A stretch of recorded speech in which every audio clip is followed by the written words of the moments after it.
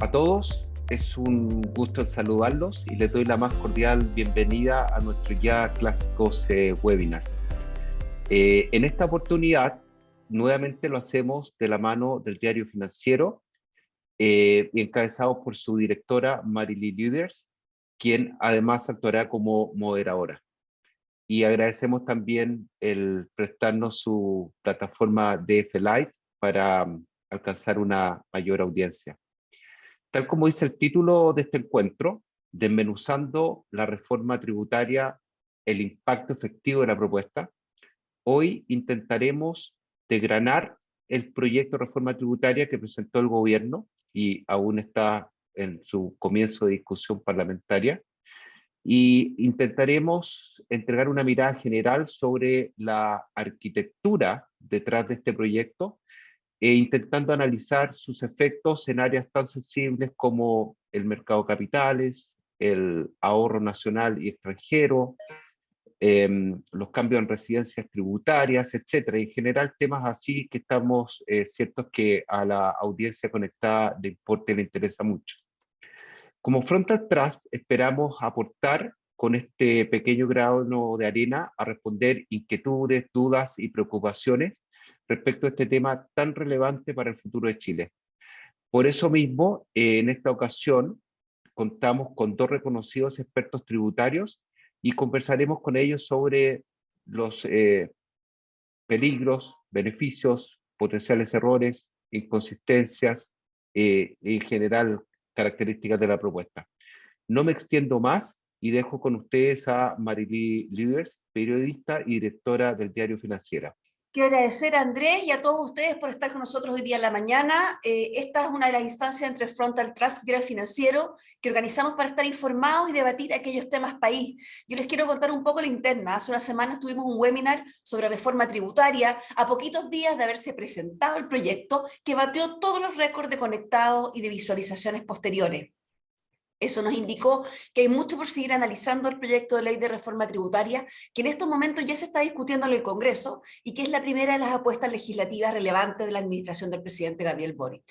Hemos tenido una avalancha de inscritos y se está transmitiendo en el diariofinanciero.cl con mucho éxito. En esta ocasión tendremos a dos expertos que justamente, como mencionaba Andrés, además de ser expertos tributarios, esta semana fueron invitados por la Comisión de Hacienda para exponer sus puntos sobre los cambios del sistema tributario. Así que vienen con la información fresquita, como diríamos en periodismo. Muy bienvenida Carolina Fuenzalía.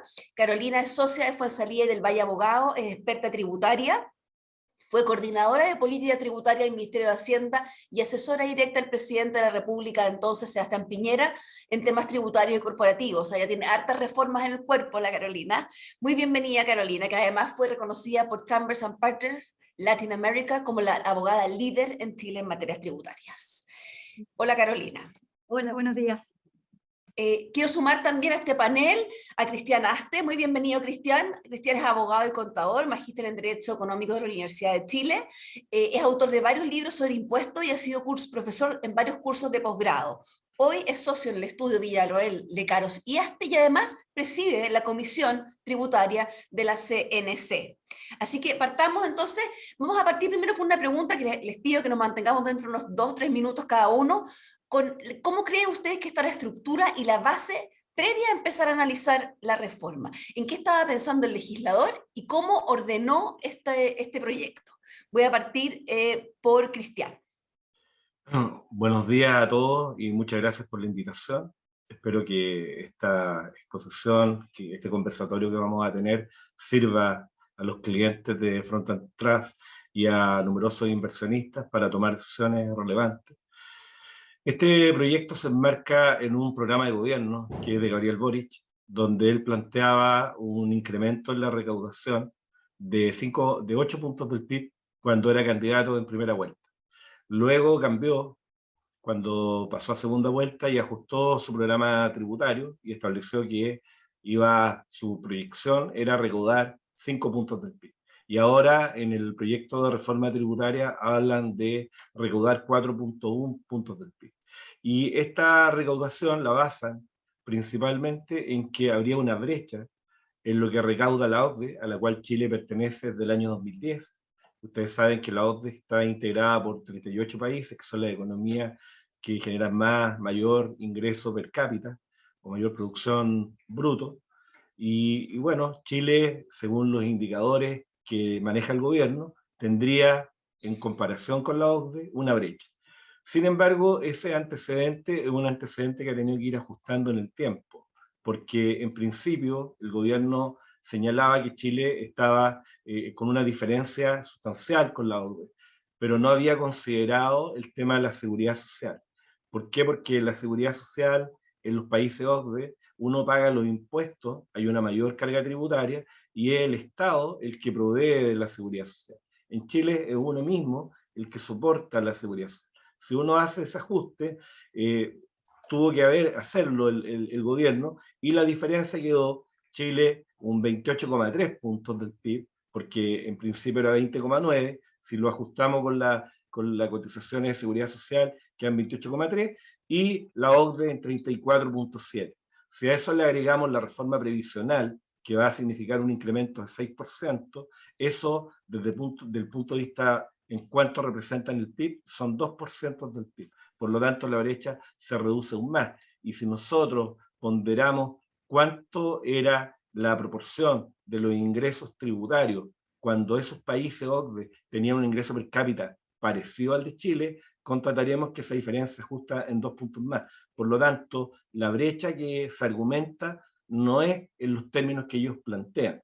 Y quiero remarcar que el problema principal de Chile hoy es el problema económico, de crecimiento económico, de esta inflación, aun cuando el gobierno ha señalado que en realidad no hay esta inflación todavía, pero están todos los números puestos en que la economía está estancada y hay una inflación galopante. Y cuando eso ocurre, los países lo que hacen es reducir la carga tributaria y no incrementarla como le están haciendo acá en Chile. Entonces, no hay una lógica económica en la medida que estaba planteando el gobierno. Eso como primer antecedente que me gustaría poner sobre la mesa.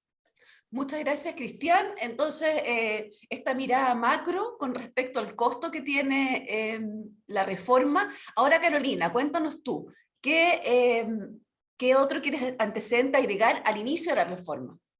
Yo creo que, primero que nada, quería agradecer a Frontal Trust, al Diario Financiero, como siempre, por invitarme, por darnos la oportunidad de comentar y analizar esta reforma, que yo creo que todos necesitamos mucha información. En relación a tu pregunta, yo creo que es muy relevante tener presente los cambios sucesivos también que hemos ido teniendo desde una perspectiva tributaria del año 2010. Y sin ir más atrás, porque hemos tenido, por supuesto, que anteriormente múltiples cambios adicionales. Pero desde el 2010 a esta parte, en 12 años, hemos tenido uno tras otro. Primero por reforma tributaria producto del terremoto que ocurre en el 2010, primer gobierno del presidente Piñera, con un ajuste adicional que ocurre en el mismo gobierno. Luego viene el 2014, una de las modificaciones más profundas que hemos tenido, que es la reforma tributaria de la presidenta Bachelet, que fue objeto de una primera gran reforma, que como todos sabemos tuvo que ser prácticamente rehecha, porque la filosofía que tenía esa reforma, que era modificar en forma íntegra el sistema tributario chileno, simplemente no funcionó y requirió una segunda reforma también en ese gobierno. Luego de eso vino, ¿no es cierto?, un segundo gobierno en que vinieron nuevos ajustes. Vino la modernización tributaria, que no fue aprobada en su integridad en el Congreso, pero sí tuvo importantes objetivos con miras a avanzar en certeza jurídica y certeza tributaria. Finalmente nos encontramos con el programa de gobierno del presidente Boric, que básicamente también tenía un objetivo bastante, yo sé que ha molestado de repente cuando yo he dicho la palabra, un objetivo bastante refundacional desde una perspectiva tributaria, pero creo que es relevante poner las cosas en su contexto. Hoy día esta reforma es muy radical respecto a los principios que plantea, respecto a los principios que vamos a analizar después, pero respecto a la forma en que se lleva a cabo esta reforma. Es una reforma que tiene un objetivo claro, que es recaudación. Pero cuando uno empieza a analizar su texto, cuesta entender, ¿no es cierto?, qué otros objetivos adicionales persigue, porque vamos a ir viendo cómo se contrasta el espíritu con la norma objetiva que se plantea en el texto del mismo. Entonces, al final del día uno ve una reforma muy recaudatoria, que tiene un objetivo claro, que es lograr esta brecha de recaudación que señalaba Cristiano hace un ratito, brecha que pasó parto siendo un 8, vamos en un 4.1 del PIB, pero sigue siendo extremadamente recaudatoria. ninguna de las reformas anteriores ha logrado ese nivel de recaudación, ni siquiera la del 2014, que fue muy, pero muy ambiciosa respecto a los objetivos que se pretendía lograr. Entonces vemos hoy día cierto contraste, y que son las luces y sombras entre los principios que se buscan, los objetos que realmente uno encuentra cuando ve su texto, y eso creo que es una conversación interesante que podemos tener hoy día. Muchas gracias, Carolina. Yo quiero, antes de partir a la discusión de los principios de la reforma, pedirle a aquellos que quieran hacer preguntas que lo pueden hacer. Los que están en el Zoom, en la alternativa preguntas y respuestas, y vamos a tratar de agruparlas y sumándolas en algún minuto de la conversación. Y aquellos que estén viéndonos por df.cl lo pueden hacer en las redes sociales con el hashtag Frontal Trust Tributario. Ahora, vamos a hacer un ejercicio donde vamos a tomar los 8 principios que el gobierno fijó como objetivos, como grandes ideas, y Carolina y Cristian lo que van a hacer es ir detrás de cada una de ellas y nos van a decir si es que el texto, si la propuesta realmente conversa y tributa a ese objetivo. Entonces voy a partir con Cristian con el primer principio, que es progresividad y equidad. Gracias, Marily. Uno de los principios basales de cualquier sistema, y que el gobierno ha reconocido como suyo, es el de la igualdad. ¿Qué significa la igualdad? Que las personas soporten la misma carga tributaria en función de la misma riqueza. Si nosotros observamos hoy, no hay esa equidad que se conoce como equidad horizontal, porque va a depender mucho de cómo tú tributes o cómo estás estructurado, va a depender la carga tributaria que tú tengas. Si hoy día hacemos un ejercicio y comparamos la riqueza que percibe un trabajador dependiente versus la que percibe un emprendedor, el trabajador dependiente paga menos impuestos que el emprendedor. Entonces, el gobierno plantea que se quiere hacer un sistema más progresivo, de modo que los que ganan más contribuyan con más recursos al Estado. ¿Por qué? Porque hace un análisis y considera que los primeros 5 deciles, el 16% de sus ingresos se traduce en impuestos. ¿Por qué? Porque pagan todo lo que ganan en IVA. Y el IVA es un impuesto regresivo, no hay transferencias directas en nuestro sistema. Y luego se va a los porcentajes que concentran la riqueza, y dice que esa gente que concentra la riqueza soporta una carga tributaria más o menos parecida en proporción a los ingresos de la gente que tiene los deciles más bajos. Entonces, en base a esos elementos, argumenta que hay que introducir una variable de equidad al sistema, y esa variable de equidad la plantea de que esta reforma va a afectar al 3% de la población. Es decir, hay un 97% de ciudadanos que no van a ser afectados por la reforma. Y aquí yo quiero marcar varias cosas. Primero, que la brecha principal que se da con la OCDE se da en los impuestos personales. Chile, si comparamos la proporción de ingresos PIB con los países OCDE, está un 81% por debajo. Y eso es porque el 75% de los ciudadanos no paga impuestos a la renta. En el impuesto a las personas está la diferencia más radical. Y esa diferencia que es radical se profundiza con la reforma tributaria. ¿Por qué? Porque no solo se incrementan los tramos del impuesto terminal global complementario, sino que además se establecen topes para hacer deducciones, porque el gobierno plantea que se va a rebajar, por ejemplo, lo que uno paga por arriendo, que es una medida para la clase media, pero no considera tampoco los APB, que también es un beneficio tributario. Tú puedes descontar de tu base imponible el ahorro previsional voluntario, pero cuando tú vas a la base de imponible global complementario, tú revisas y constatas que hay un tope. Es decir, que tú no puedes hacer uso de todas las deducciones, sino que tiene un tope de 23 unidades tributarias anuales. Y luego hay un tope también en los créditos. Entonces yo no sé cómo conversa esa letra chica con lo que plantea el gobierno de que va a haber más progresividad. Luego, si tú analizas ya más en detalle el proyecto,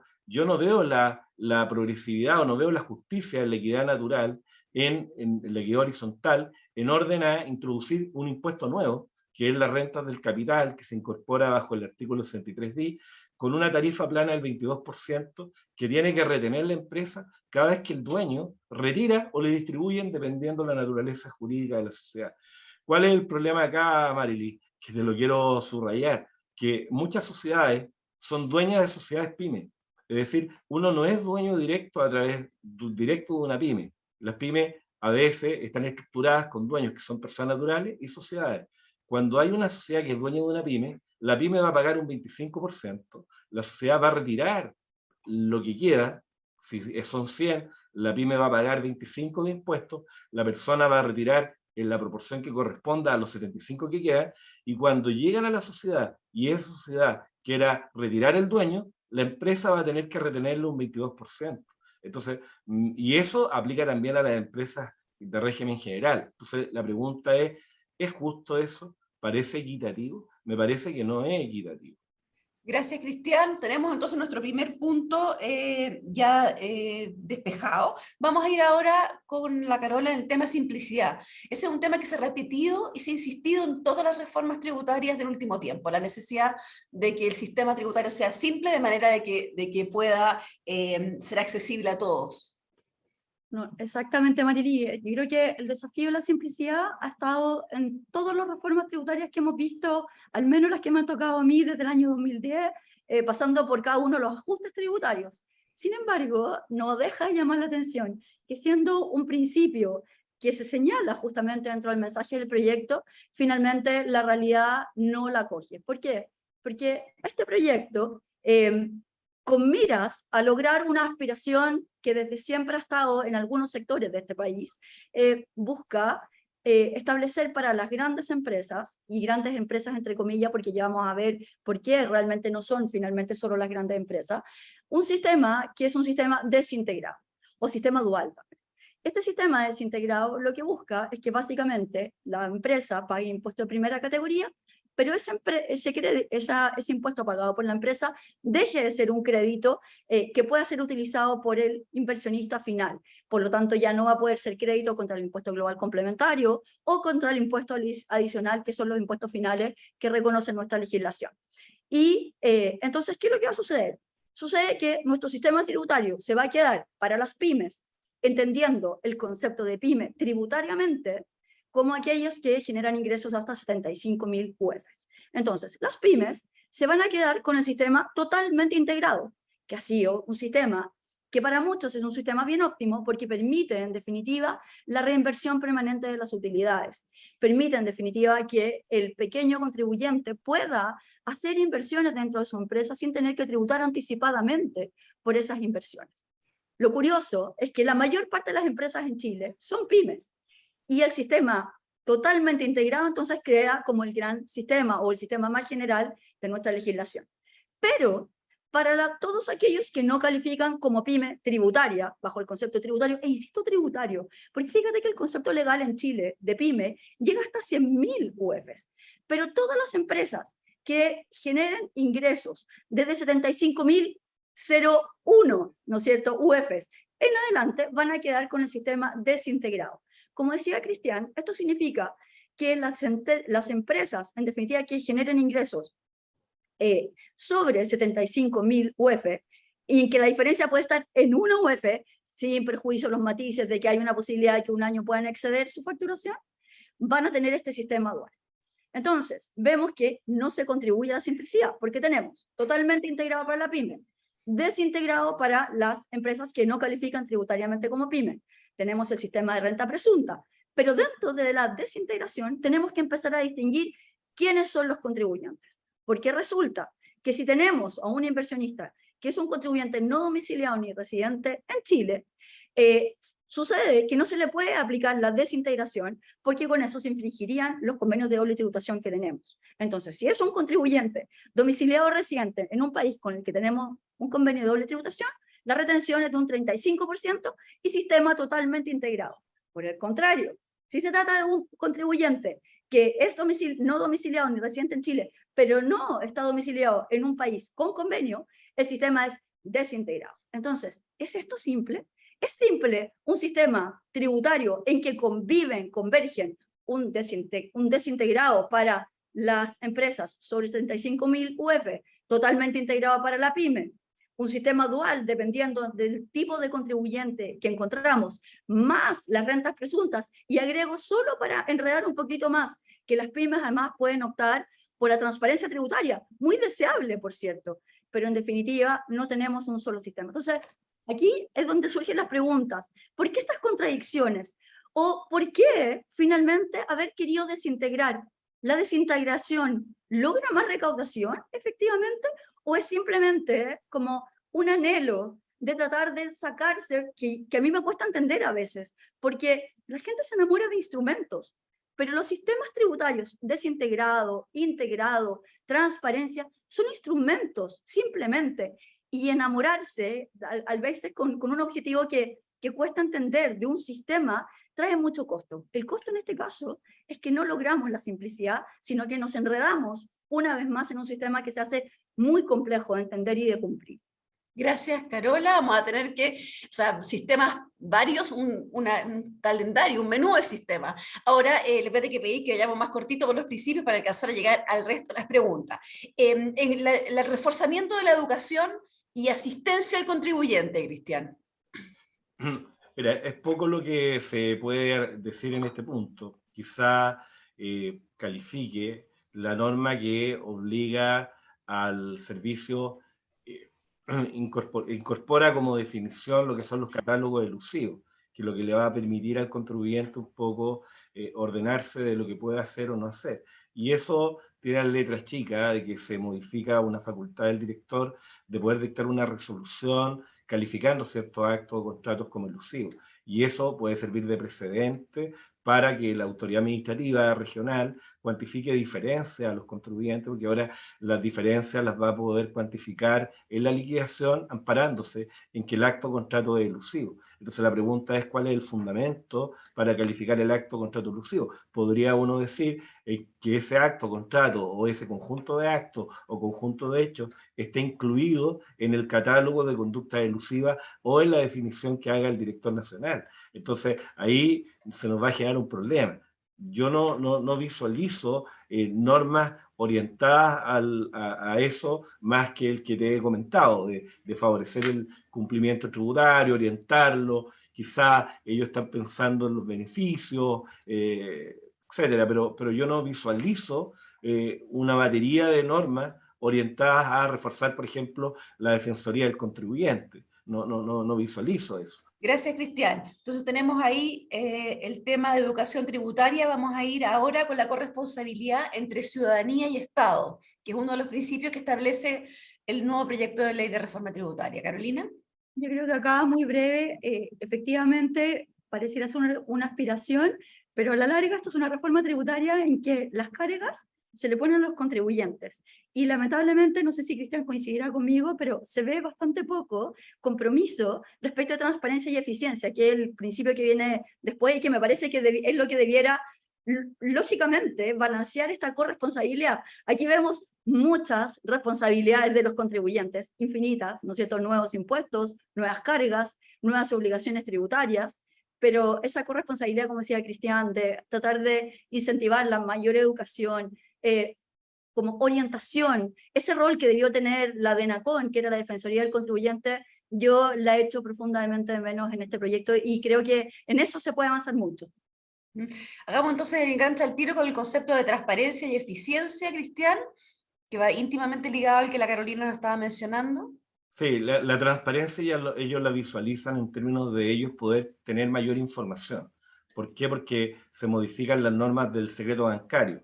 Es decir, el servicio va a poder requerir información a los bancos y los bancos solo van a poder oponerse a entregar esa información si el contribuyente reclamó contra el requerimiento. Y el contribuyente tiene que informarle al banco que se opuso y tiene que acompañar el reclamo y los antecedentes que sean suficientes para justificar la objeción.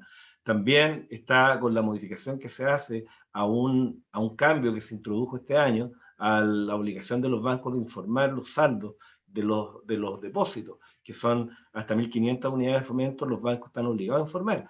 En la norma que se publicó en febrero de este año, se obliga, y está vigente 3 meses después, se obliga a informar y conservar la información por 1 año. Eso cambia y se obliga a conservar la información por 3 años. Además, se obliga a los bancos a informar incluso los saldos de cuentas que están canceladas o cerradas. Entonces, todas las normas de transparencia están orientadas a darle o proveerle mayor información al servicio. La última es la que se incorpora cuando habla del impuesto al patrimonio de los beneficiarios finales, donde tú tienes que informarle al Servicio de Impuestos Internos quiénes están detrás de las sociedades. Y cuando el dueño participa no en un 50%, sino basta que tenga un 10% de la sociedad, tú vas a tener obligación de informarle. Y si tú incurres en un error en la información, te van a aplicar multas, y que son multas significativas. Entonces, todas las normas de transparencia que está puesta por el gobierno, yo creo que ellos la entendieron en el sentido de que uno sea transparente para ellos.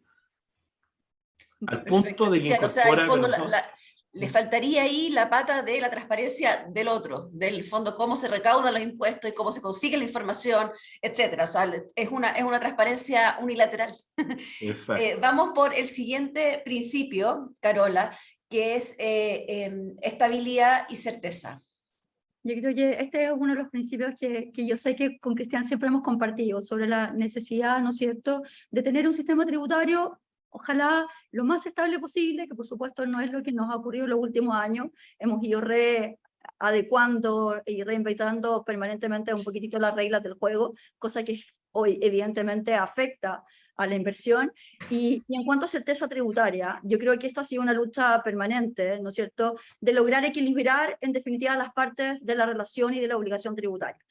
Sin duda alguna, todos quienes hemos ejercido en el mundo del derecho tributario sabemos perfectamente que el Servicio de Impuestos Internos tiene un rol de recaudar, de fiscalizar, y es un rol absolutamente propio, natural, necesario dentro de una sociedad como la nuestra. Pero dentro de un Estado de Derecho también es muy necesario que ese rol se atenga a ese principio básico que contempla nuestra Constitución, que es el principio de juridicidad y el principio de legalidad. Esto es que básicamente en derecho público, cada uno de los órganos del Estado solo puede hacer aquello que expresamente o para lo que expresamente está facultado.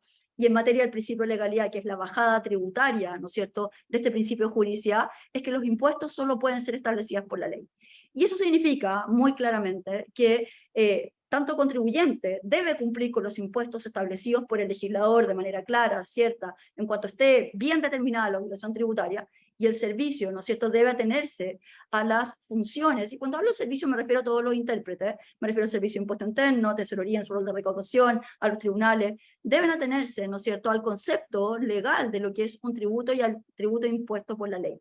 Entonces, defender, mantener sano ese principio es clave dentro de una sociedad que requiere un Estado de Derecho fuerte, también en materia tributaria, para efectos de que la inversión, para efectos de que los contribuyentes, por cierto, cumplan sus obligaciones tributarias en sustancia y en forma, pero a su vez para que, en definitiva, los órganos encargados de la interpretación y recaudación se atengan al marco legal vigente. Y yo creo que ahí hay una de las luces más relevantes y sombras que uno ve en este proyecto, que quizás después podemos ahondar, porque vemos, de alguna manera, a mi juicio, ciertos retrocesos, ¿no es cierto? Por ejemplo, la norma general de antiilusión, que había sido un tema tan discutido en el año 2014, cuando se presenta la reforma tributaria de la presidenta Bachelet, en que decíamos, es necesario que un tribunal tributario intervenga, porque eso le da juridicidad, porque es una decisión estrictamente judicial, jurídica.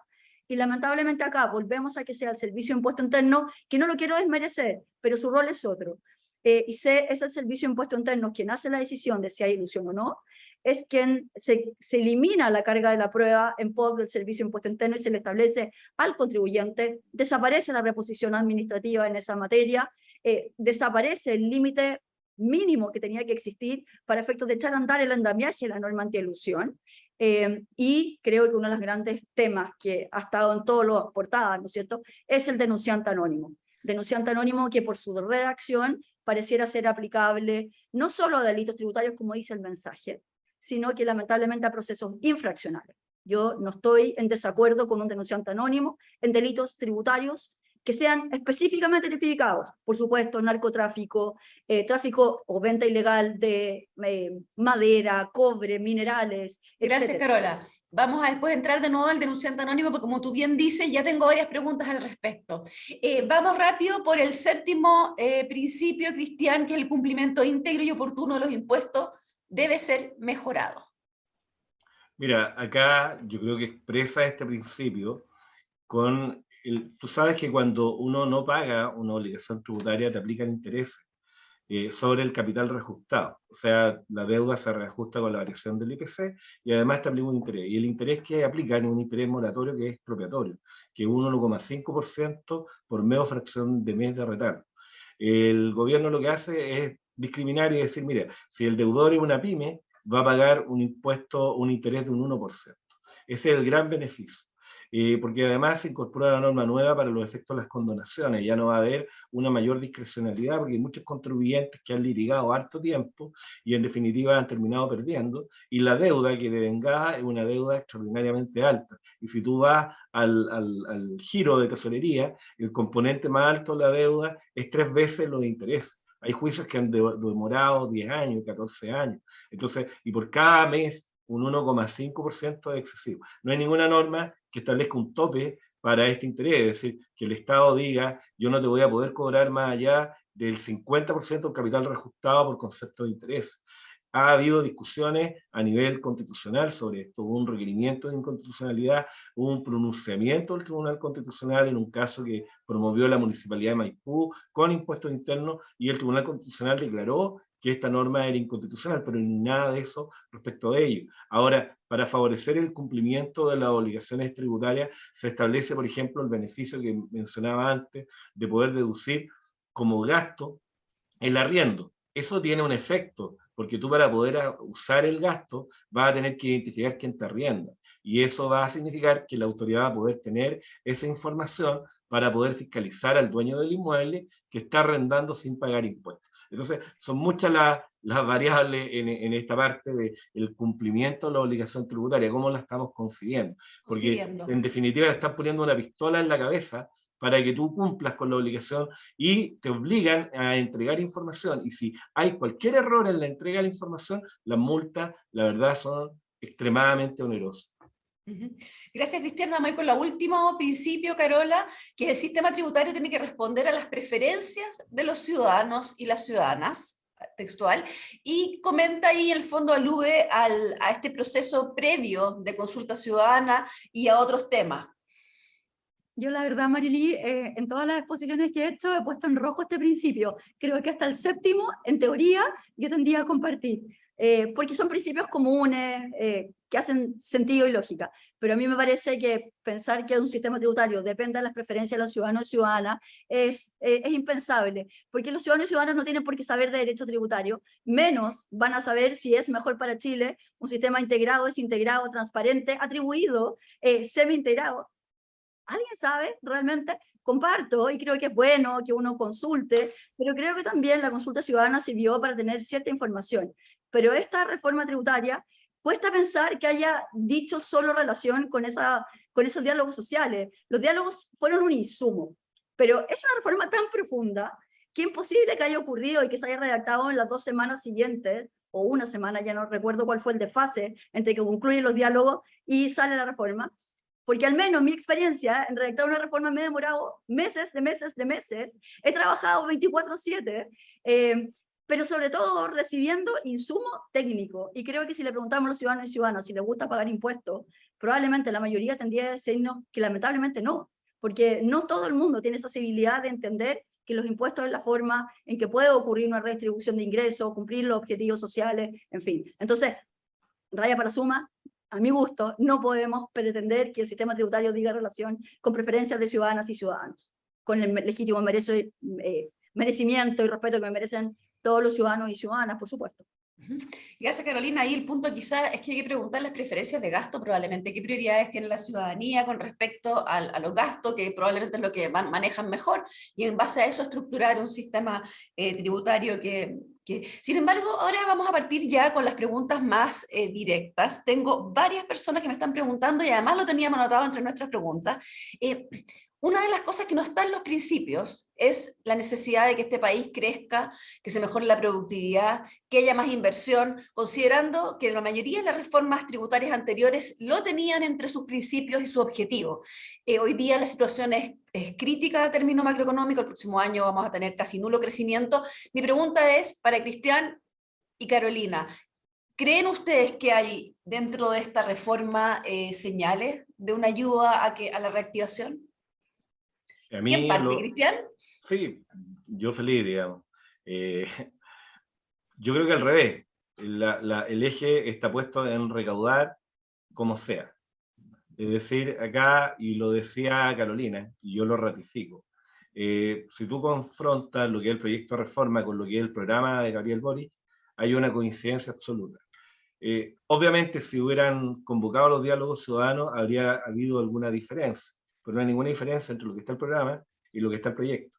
Y los diálogos ciudadanos fue una puesta en escena, en mi opinión, para, evidentemente, hacer un recorrido y recoger insumos, pero insumos que a ellos les convenía, porque hubo organismos gremiales como la Cámara Nacional de Comercio que pidió ser invitada y no la invitaron. Entonces, eso como primer punto. El eje está absolutamente mal puesto, en mi opinión. Yo aquí puedo ser muy controvertido en lo que voy a argumentar, pero cuando tú grabas con una tasa de diferimiento la utilidad acumulada, estás castigando al que ha hecho bien el trabajo. Y tú estableces bien, dice, mira, esto no va a afectar a las pymes porque solo aplica a los contribuyentes del régimen general de la letra A. Pero hay muchos dueños de pymes que son de régimen general. ¿Por qué? Porque para ser pyme, tú no puedes tener ingresos provenientes de una sociedad que representen más del 35% de tu ingreso. Si tu único activo son los derechos de una sociedad que es pyme, todos tus ingresos van a provenir de la pyme. Por lo tanto, vaya a ser dueño de una pyme, pero igual vaya a estar afecto a la tasa de diferimiento. Y esta tasa de diferimiento que castiga al que no se ha llevado la plata, es decir, al que no ha retirado, lo castiga. Y castiga grabando los saldos de las utilidades que viene arrastrando el contribuyente, es decir, aquellos activos invertidos en la propia empresa, porque ¿qué es lo que hace el dueño de la empresa? El dueño de la empresa retira lo que necesita para vivir él y su núcleo familiar, y el diferencial lo deja para cuando las vacas están flacas, para poder apalancarse, para prestarle a las filiales, para invertir en el mercado cambiario, en el mercado de capitales, en la banca, etc. La plata no la tiene en su casa, la tiene invertida, la tienen los bancos en depósitos. Los bancos con esos depósitos pueden ir y prestarle a la gente. Si tú le grabas por siempre con un 1,8%, porque esa es la tasa que se establece, que la puede acreditar el súper rico, pero el que no es súper rico no la puede acreditar, es decir, no la puede imputar contra el impuesto terminal, entonces, contra el impuesto que se devenga por los súper ricos. Entonces, en verdad, a mí en lo particular me parece una señal que es desastrosa, porque si nosotros queremos reforzar el mercado de capitales, reforzar el crecimiento, atraer inversionistas, lo que tenemos que hacer es copiar lo que hizo Irlanda, donde bajó la tasa corporativa un 12,5%, desintegró el sistema, pero estableció una tarifa de un 20% por los dividendos, los retiros, y no como acá, que además las transacciones bursátiles, que desde el año 2001, en virtud de una reforma que se hizo, no pagaban impuestos y que en virtud de una modificación de este año se estableció una tarifa de un 10% por el mayor valor de las transacciones, ahora se establezca un 22%. O sea, yo no veo, no observo dónde está el beneficio del ahorro, porque por de pronto a ti te dicen, usted va a tener un beneficio si arrienda, pero arrienda, es decir, el Estado quiere estimular que tú arriendes las propiedades y no seas dueño de las propiedades. ¿Por qué no se establece un beneficio para el que es dueño de la propiedad? Como el que había antes. De hecho, Cristian, algunos de los beneficios de las DFL2 se reducen con este proyecto. Ahora me gustaría, Carolina, cuando uno habla con las personas del gobierno y las personas que escribieron esta reforma, ellos te dicen que sí hay algunos elementos que podrían promover la inversión y sobre todo el desarrollo del país. Se refieren, por ejemplo, a la tasa del desarrollo, que es este 2% que se va a poder restar en caso de que uno haya hecho inversiones en I+D. Mi pregunta es, ¿esa tasa llamada tasa del desarrollo, te parece a ti que es adecuada? ¿En la práctica va a significar un impulso? Yo creo que, siguiendo un poco con la lógica, y solo brevemente, yo creo que lo más significativo de este proyecto en relación a tu pregunta anterior, ayuda al crecimiento, es que este proyecto menciona solo 2 veces la palabra crecimiento. Y la menciona, ¿sabes a raíz de qué? Justamente de la tasa de I+D, de la tasa de impuesto al desarrollo. A ver, por supuesto que siempre es deseable que un país tenga mayor inversión en I+D. Absolutamente necesario, absolutamente conveniente. Permanentemente nos han dicho que en Chile se invierte muy poquitito. Lo que pasa es que me parece que justificar, ¿no es cierto?, la baja del impuesto de primera categoría, compensándolo, ¿no es cierto?, con la posible inversión que se haga en I+D, creo que probablemente no va a compensarse, porque en un país se hace I+D en la medida que tú realmente quieras atraer mucha inversión y que tú estés dispuesto a invertir. Que la pyme haga I+D es difícil. De hecho, a la pyme se le reconoce la posibilidad y es deseable, pero es bastante difícil porque la pyme tiene tantos desafíos previos, tiene que batir tanto con la contingencia para poder sortear sus costos y gastos día a día, que es difícil. Deseable, pero difícil. Pero las grandes empresas hacen I+D, más una serie de otras posibilidades de rebaja, en la medida que estén las condiciones para hacerlo. Eso requiere un sistema lo menos burocrático posible, simple, que realmente atraiga esta inversión. Tengo la sensación, y no quiero pecar porque no soy economista, simplemente soy un abogado que mira la contingencia como está hoy día, que para que se dé todo este conjunto de proyecciones o objetivos deseables, como que haya más investigación y desarrollo, requiere condiciones que hagan atractiva la inversión en Chile. Ese es el desde. Y creo que no voy a repetir todo lo que dijo Cristian, porque me adhiero a algunos de los temas que él planteó, que creo que efectivamente afectan la inversión, o sea, impuesto a la utilidad retenida, impuesto a los súper ricos, impuesto al patrimonio, la desintegración con el 22%, en fin, creo que son temas que van directamente afectando las ganas de invertir en este país y que hacen tomar otras decisiones, salir a mirar para afuera. ¿Qué es lo que sucede? ¿Qué pasa si hago estructura fuera del país? ¿Qué pasa incluso frente a la incerteza jurídica o física si yo cambio de domicilio? Y creo que son las cosas que hoy día están empezando a mirarse mucho más que hace 10 años, por supuesto. Ahora, me gustaría tomar algunas preguntas del público en torno al tema del ahorro del mercado de capitales. Los sistemas anteriores tributarios en Chile tenían diferentes mecanismos para fomentar el ahorro, y hoy día estamos en un mercado de capitales muy dañado por los retiros, con muchos desafíos. Mi pregunta ahora ya no es la inversión, sino que es el ahorro y el desarrollo de este mercado de capitales y apuntalarlo en un momento difícil. Cristian, ¿tú qué encuentras dentro del texto que podría apelar a esto? Que yo, insisto, no visualizo nada en el proyecto, al revés. Lo que hace, o sea, multiplica por 2. La tasa hoy para las transacciones bursátiles es de un 10% que te tienen que retener. Ahora se establece un 22% en el proyecto. Si yo no visualizo de qué modo tú quieres incrementar o atraer a inversionistas a Chile, si le va a cobrar esa tarifa por las transacciones bursátiles, en un mercado que está deprimido y que te demostró además que cuando estaba vigente la norma de beneficio del artículo 107, la economía chilena se incrementó porque muchas compañías, en vez de apalancarse con créditos del banco, ¿qué hacían? Emitían acciones de pago. Y la gente invertía en esas acciones de pago. ¿Cuál era el beneficio? Que después, cuando las transaba, no iban a pagar impuestos por el mayor valor. Es decir, apostaban al crecimiento de la compañía. Y si tú comparabas cómo era el mercado de capitales chileno versus el mercado de capitales de Brasil, de Argentina, de toda Latinoamérica, el mercado nuestro era mucho más robusto. Y eso cambia. Lo mismo pasa con los fondos de inversión, que más adelante vamos a conversar, que tú establecían un régimen de beneficio también, estaban exentos de impuesto primera categoría, entonces la gente invertía a través de estos vehículos de inversión, recibía dividendos, que no habían pagado impuestos, pero quedaban emposados como utilidades pendientes de tributación en un registro de rentas afectas. O sea, había un control, pero acá yo no visualizo de qué modo, salvo, como decía Carolina, con la tasa de desarrollo, pero que además el problema es que no se le permite al contribuyente definir en qué gasta, qué es lo que es para él la investigación y desarrollo, sino que el propio legislador el que identifica cuáles son las variables en las que tiene que invertir ese 2%. Entonces, ahí me parece complejo. Gracias, Cristian. Carola, ¿tú tienes alguna cosa adicional sobre este tema del cierre de ciertas alternativas para ahorro y que generaran un mercado de capitales más sano?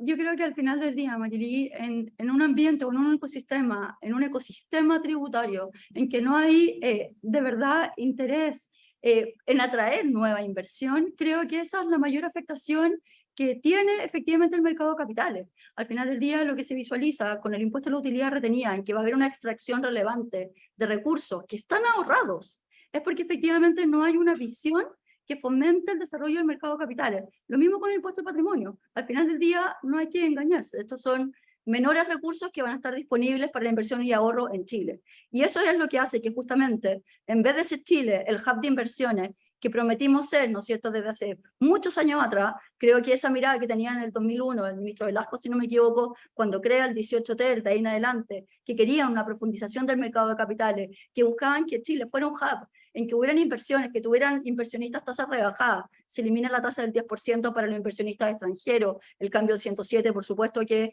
golpea, pero para mí, más que el golpe, las normas específicas, ¿no es cierto?, el 22%, la distribución de utilidades desde los fondos, para mí el golpe más grande es el impuesto a la utilidad retenida. Creo que la mirada que tiene el legislador, por error o no, porque además el diseño es muy gravoso, porque ya no es solo ir a grabar al family office final del inversionista. La forma en que se graban los grupos empresariales con el impuesto a la utilidad retenida cuando tiene 50% más de rentas pasivas, que puede afectar a todo el conglomerado, porque es una normalmente la operativa o la primera línea, pero hacia arriba son todas sociedades pasivas, es muy gravoso y es una afectación directa al mercado de capitales. Eso. Ahora tengo varias preguntas con respecto a la parte procesal, porque ustedes mencionaron los principios que cambia la relación entre el Servicio de Impuestos Internos y los contribuyentes y se cambian las relaciones de poder. Me pregunta Eliana, ¿cómo queda el rol de los tribunales tributarios y su garantía de alguna manera de imparcialidad en este proceso después de esta reforma, Cristian? Bueno, un poco lo deslizó Carolina cuando ella explicaba uno de los principios, que se modifica la norma antielusiva, que ella participó activamente en ese proyecto de reforma tributaria. A mí también me correspondió asistir, pero como expositor al Congreso. Evidentemente que la norma antielusiva es una norma que define lo que es la elusión tributaria, que replicó la normativa española, y señaló que había elusión tributaria cuando había abuso del derecho o simulación. Y eso, en la práctica, quien tiene que definir o calificar, porque lo que hace que algo sea abusivo o sea simulado, tiene que probarse. Tiene que probarse, no basta que alguien diga que el acto es abusivo, tiene que ser probado. Y quien lo define y quien analiza la prueba, que se rige por la norma de la sana crítica, es el tribunal. Y para eso hay tribunales especializados, que son los tribunales tributarios aduaneros, que también fue fruto de toda una discusión por mucho rato y que le logró imponerla Ricardo Escobar cuando era director de Impuestos Internos. Entonces, el punto es que ahora la calificación del acto elusivo va a radicar en la autoridad administrativa. Entonces, el Servicio de Impuestos Internos en la liquidación, cuando te cuantifica diferencia, te va a calificar que tu acto o contrato que genera esa diferencia, porque lo que hace el acto elusivo es que el servicio entiende que si tú hubieras ejecutado el acto de un modo distinto o hubieras celebrado el contrato de un modo distinto como lo celebraste, tú habrías pagado impuestos. Entonces, como lo celebraste de un modo distinto, te ahorraste un impuesto. Entonces, lo que te hace el servicio te va a cuantificar esa diferencia en la liquidación. Y tú vas a poder reclamar, pero ya la calificación viene dada por la autoridad y respaldada, y por eso yo hacía la introducción con el catálogo de conductas elusivas que ahora está incorporado como definición, con la facultad que va a tener el director de dictar en una resolución administrativa cuáles son los actos elusivos. Entonces va a tener que luchar contra todo eso en un tribunal, y además, Impuestos Internos, cuando uno reclama, a él le dan traslado. Y en el traslado, los abogados de impuestos internos pueden pedir la aplicación de la multa al contribuyente, y eso va a ir por cuerdas separadas. Y una vez que se dicte sentencia, y tal como explicaba Carolina, ahí no hay conciliación en el acto elusivo. Tampoco procede el recurso de reposición voluntaria. Es decir, uno queda inhibido de todas esas prevenciones. Y cuando uno queda, y además se le amplían los plazos de fiscalización cuando el acto o contrato es elusivo en concepto de impuestos internos. Entonces, cuando te dictan la sentencia, ahí empieza a correr el plazo para perseguir al asesor, de acuerdo a las normas nuevas. Entonces, la verdad que si tú a eso le sumas otra modificación que parece inocua, pero que en verdad es incidente, que es el tema de las notificaciones, porque te obliga a que las notificaciones, te cambia todo el escenario y te dice que la regla general en materia de notificaciones va a ser el correo electrónico. ¿Cuál es el problema del correo electrónico? Que yo lo tengo, lamentablemente, que me llega el correo electrónico de los órganos gubernamentales y me llegan a spam. Entonces yo tengo que estar revisando los spam y me tienen que avisar a mí los abogados, oye, te van a notificar de tesorería porque acabamos de presentar una excepción en un juicio. Te van a notificar por correo electrónico, que van a notificar por carta certificada. Pues bien, ahora no va a haber carta certificada, te van a notificar por correo electrónico. Y eso va a significar que van a empezar a correr los plazos. Y eso se replica en el juicio ejecutivo. Imagínate cuando a ti te están embargando y toda la resolución que falla la llegan por excepción, mail. Yeah. todo por correo electrónico. Entonces la verdad es que es algo en verdad catastrófico para el contribuyente.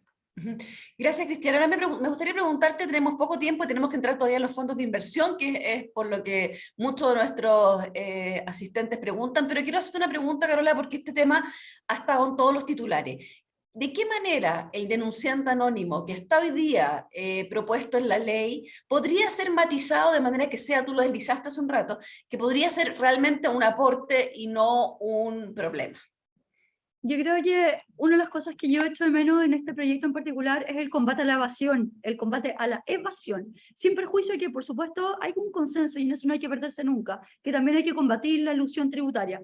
Pero tengo la impresión que este proyecto se centró en la elusión tributaria como si fuera ahí, de alguna manera, el lugar donde va a ir a recaudar más. Y creo que eso simplemente probablemente es una carga más ideológica, que lo que busca es poner de alguna manera en una posición más binaria, dicotómica, el rol que tienen las empresas, los grandes patrimonios, etc. Pero donde yo echo de menos una normativa decisiva, fuerte, un trabajo importante, es justamente en evasión. Y ahí creo que el denunciante anónimo en evasión, que es delito tributario, es donde puede jugar un rol relevante. Pero no puede ser una norma genérica. Hoy día la norma se construyó de manera genérica. Esto es, si usted detecta que hay algún tipo de delito tributario, o en definitiva ve que puede haber un posible delito tributario, puede ir, ¿no es cierto?, al Ministerio Público, o entendería, porque no queda muy claro, eventualmente al Servicio de Impuesto Interno y hacer la denuncia correspondiente con un posible premio por recaudación. Sin embargo, yo creo que no puede ser así, de partida porque el denunciante no tiene mucha claridad sobre qué es lo que se está persiguiendo. Una reestructuración empresarial es un delito tributario para ese denunciante, y eso va a significar que el Ministerio Público tiene que intervenir. Para mí lo relevante es tipificar de manera específica cuáles son los delitos tributarios en que tiene que intervenir el denunciante anónimo. Y yo creo que con eso quedaría bastante bien. Creo que combatir evasión, tráfico ilegal, etcétera, clave. Eso sí, con el denunciante ahí me parece adecuado. Adecuado. Cristian, la última pregunta antes de irnos a los fondos de inversión, que me están preguntando, ¿cómo cambia las condiciones para las residencias tributarias y cómo esos cambios podrían alejar la inversión de Chile? A ver, el residente está definido por ley.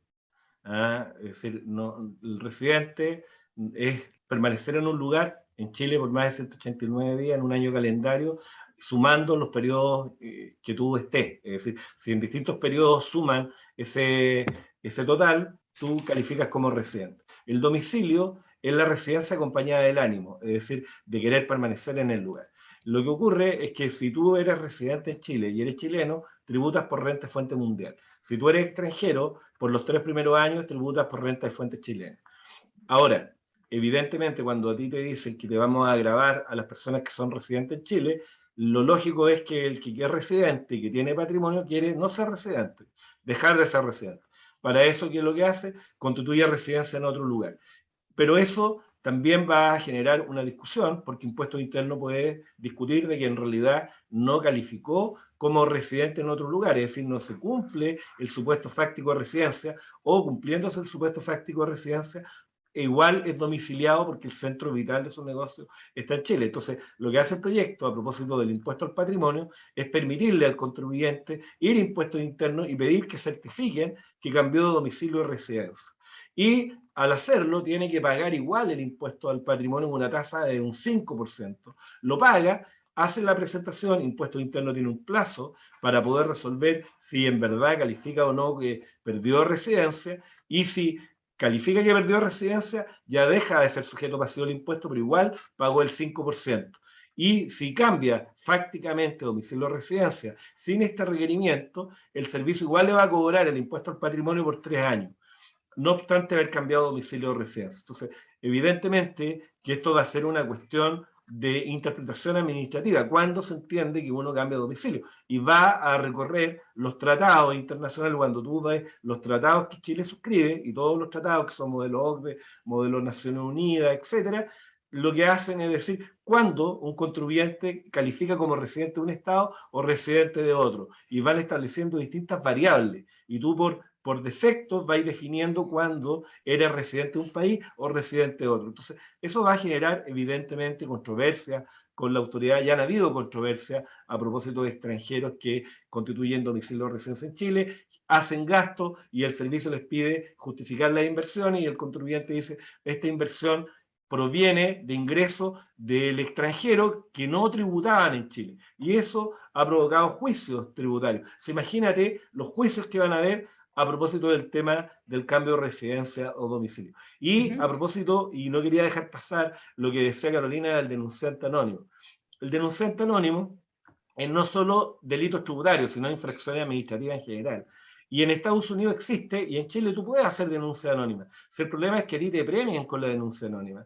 El problema es que no exista ninguna limitación para el premio. Es decir, uno perfectamente podría pensar... Ahora, Cristian, entiendo que el texto final también impone una multa en caso que haya sido una acusación a sabiendas falsa. Claro, pero la pregunta es, ¿quién califica lo falso? Lo maliciosamente falso. Pues tiene que ser maliciosamente falso. En Estados Unidos, tú eres responsable de un delito de perjurio, que no es un delito menor. Si tú haces una denuncia y tienes que hacerla a través de un formulario, identificarte, señalar cuáles son los antecedentes y cuál es tu relación con la empresa. Acá es una denuncia anónima, te van a dar protección, y además es respecto de todas las infracciones, porque no es solo delito tributario. Y la malicia, porque debiera uno decir, oye, si a uno lo sobreseen o lo absuelven del delito, de inmediato le apliquen la multa al denunciante anónimo. Pero no, tiene que probarse que hubo malicia. Y la malicia es un elemento subjetivo que tú tienes que probar. Entonces no Gracias, es tan fácil. Cristian. O sea, complejo a tu vista claramente. Ahora quiero invitar a nuestro anfitrión, Andrés Echeverría, que se sume a nuestro panel, porque queremos hacer una pregunta cortita a cada uno, donde ustedes tasen el impacto que podría tener esta reforma en el desarrollo de los fondos de inversión. Ahí Andrés está en constante relación con todo ese mundo. Andrés, no te veo. Ahí está. Mi pregunta, Sí. Andrés, para ti es, ¿qué preocupaciones ves tú en el ambiente de los fondos de inversión y qué efecto podría tener esta reforma sobre ellos? Uy, un poco para largo, intentaré ser lo más conciso posible. A ver, Marily, tal como está escrito, nuestro análisis es bastante negativo y doy 3 grandes ideas. Hoy día, por ejemplo, si queda como está, yo lo considero regresivo, porque va a terminar en el margen, esto es un poquito técnico, pero privilegiando a fondos que tienen como activos subyacentes activos líquidos, en lugar de los que invierten en tipos, digamos, de activos alternativos, que eso financia, digamos, ayuda y favorece bastante a la pyme. Utilidad técnico entre después cómo hacer la diferencia si entregarlo vía dividendo o vía ganancias de capital. Es malo también porque va a desincentivar la inversión y, por lo tanto, ahorro de chilenos en el extranjero, y viceversa también es lo mismo. Esto espanta al inversionista extranjero para utilizar este tipo de vehículos para inversiones en Chile. Eso es lo puntual de los fondos. Dame medio minuto más para acotar otro tema de donde yo creo que aquí faltó bastante diálogo ciudadano y bastante benchmarking con países que nos admiramos. Partamos de la base que hay una historia de 2 décadas de reformas al mercado de capitales, que todas en general han ido en la línea pro ahorro y pro Chile plataforma financiera, y esto viene desde el MK1 año 2000. Todos ustedes son muy jóvenes, quizás, como para acordarse que en ese año 2000, 2001, llegaron a haber 27 empresas chilenas con ADR, que se transaban en Nueva York. esto lo corrigió en la época de, no era ministro, pero sí era relevante, si no me falla la memoria, Andrés Velasco, que tiene el panorama bastante claro en términos de lo que creo que hay que hacer tributariamente. Y en ese momento se eliminó el impuesto a la ganancia de capital, porque Estados Unidos no lo tiene, y volvió ese mercado a Chile. Entonces, resumo esto y perdón por lo largo. El problema que tenemos con esta reforma es que hay varios caminos para implementar una mayor recaudación. Llámese, uno, cobrar al flujo, que está, y ahora, digamos, se sube. Dos, impuesto a la ganancia de capital, que se introduce en Chile, estaba al cero. Tres, desintegrar el sistema. Chile antes era integrado o semi-integrado, integrado hasta el 2014. Además, un impuesto a la riqueza y además este impuesto al RAI, a la utilidad retenida. No se puede convivir y ser pro ahorro con estas 5 herramientas captando. Y a mi juicio, ese es como el problema de diseño estructural que hay detrás de la reforma. Gracias, Andrés. Ahora tengo una pregunta para cerrar. Me pregunta Antonio Gil y Eliana dos cosas con respecto a esta reforma en puntual. La primera es cómo ven ustedes los plazos y quizás la más importante es qué cosas creen ustedes que durante la tramitación podrían modificarse para terminar una reforma como han sido las anteriores, no igual a la que se presentó. Carola. A ver, es difícil hacer futurología, pero a riesgo de equivocarme, por cierto, y con mucha humildad, creo que esta reforma fue mucho más allá de lo del programa de gobierno, mucho más allá. Y creo que no fue casual, creo que fue probablemente estratégicamente mucho más allá, porque, por ejemplo, el impuesto a la utilidad retenida, si bien estaba en el programa del presidente Boric, va mucho más allá de lo pensable e imaginable. El impuesto al exit tax o el impuesto a la salida, en definitiva, no estaba en el programa de gobierno del presidente Boric, sí en el del candidato Jadwe. Creo que no puedo compartir más con Andrés que el conjunto de elementos de esta reforma hace que estructuralmente incluso haya sido mucho más allá de lo que todos pensábamos. Entonces, raya para la suma, creo que debiera salir el impuesto a la salida, creo que eso no debiera perdurar y además porque yo tengo dudas constitucionales sobre la legitimidad de poder cobrarle un impuesto a alguien que abandona el país. Me parece que ese peaje no se condice con la normativa constitucional chilena y creo que es un tema que tiene que revisarse constitucionalmente. Creo que el impuesto al patrimonio es un tema que ha sido consensuadamente como bastante criticado, pero para mí, lejos lo más relevante es que creo que si este impuesto a las utilidades retenidas permanece como está, creo que es un ataque muy relevante al crecimiento y al desarrollo de este país. Y creo que lo que hace es espantar la inversión, pero no solo espantar la inversión, sino que fomentar la salida de flujos de capitales a Chile de manera legítima, transparente, pero fomentar la salida hacia inversión en el extranjero. Cristian, ¿tú coincides con la Carolina en que de alguna manera se puso el tejo pasado y que debería venir en la discusión alguna moderación de los impuestos que se ponen a las ganancias y al hacer negocios finalmente? O sea, yo espero y confío que en definitiva se imponga la racionalidad, pero va a depender, yo creo, harto, y aquí voy a hacer una referencia de carácter político, porque todo esto en definitiva son cosas políticas, porque las normas son expresión del poder político. Hay una ideología detrás. Depende mucho de cómo sea el resultado electoral de septiembre, porque yo creo que esta reforma está pensada un poco para potenciar una opción y decirle al colectivo social, y por eso cuando uno va a las láminas de Hacienda, dice que esto va a afectar al 3% de la población. Entonces, ¿cuál es el discurso? No se preocupen, porque aquí nuestra mirada está puesta en los súper ricos. Y los súper ricos es el 3%, gente que no tiene mucha simpatía en el colectivo social, la gente no les tiene buena porque lo asocia a abuso, etc. Entonces, en definitiva, lo que yo creo es una estrategia política para poder reforzar una posición política que es el apruebo a propósito del plebiscito de salida. Ahora, si se impone, y por eso yo creo que también la premura del presidente de la comisión de querer aprobar esta reforma en la Cámara, en la comisión, antes del plebiscito, o sea, el 31 de agosto se supone que tiene que votarse, y evidentemente los políticos están en una disyuntiva porque saben que su voto va a estar televisado y el discurso y la cuña va a ser, está protegiendo a los ricos, está protegiendo a los que han lucrado con la salud, a los que han lucrado con los abusos, etcétera, etcétera. Ese es el discurso. Entonces, yo creo que esa es la mirada ahora. Ahora, una vez que termine esta vorágine política y se defina si se impone el apruebo o el rechazo, la cosa se va a moderar, se va a poner la pelota en el piso, y me imagino yo que va a primar el país en algún minuto y va a entrar a razonar Hacienda en función de la evidencia empírica. Y espero yo que eso ocurra por el bien de todos. Muchas gracias, Cristiano, ahora, y muchas gracias, Carolina, por todo el análisis. Nos quedaron, bueno, muchos temas, muchas preguntas, pero eso pasa siempre en temas tributarios. Les quiero agradecer su presencia hoy día y le doy el pase a nuestro anfitrión, Andrés, para la despedida. Muchas gracias, Marilí, por llevar esta conversación magistralmente. La verdad es que lo comentaste al comienzo, esto despierta mucho interés.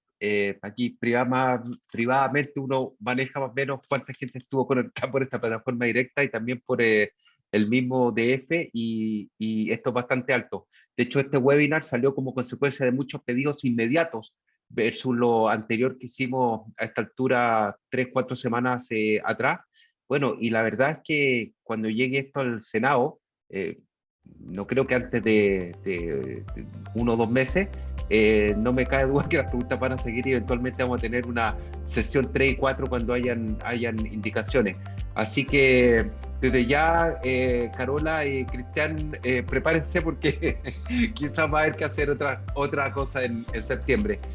Marilí, simplemente gracias por tu conducción, gracias por DF Live, y me despido de todos los asistentes esperando verlos pronto.